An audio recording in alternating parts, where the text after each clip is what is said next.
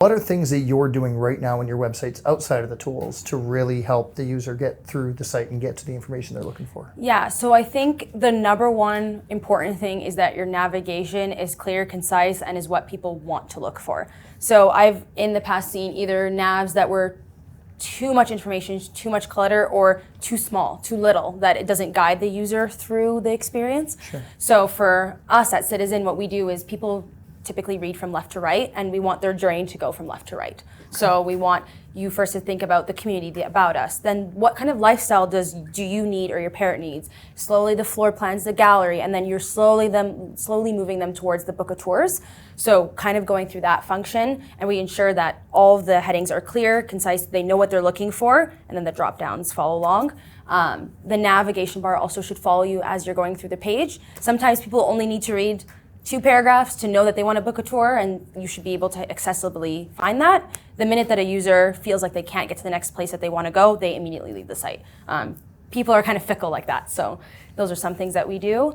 Other things that we do is the way that people read sites, they don't like too much words. So we always ensure that it's concise, it speaks to the user, it's empathetic but authoritative at the same time, because people are looking to you as a tool. Mm-hmm. They wanna see you as a resource, but coupling that with imagery, ensuring that maybe it's in accordions. People kind of read, they skim through, and if it's a block of huge text, again, they'll just leave your site. Yeah, fair enough. What right now do you feel like our users really need to take away from understanding the user experience?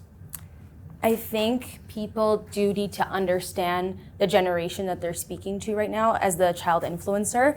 So currently the child influencer are very hesitant and wary of talking to salespeople right away.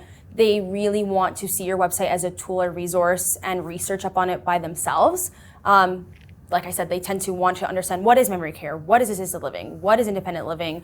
What does my mom need? What does my dad need? They want those questions and answered to themselves before actually talking to a salesperson. Sure. So I think that people need to understand that change. Boomers were the opposite. They tend to trust the salesperson. They just want to get on a call, whereas the newer generation of child influencers are not like that. So I think that's like really important to keep in mind.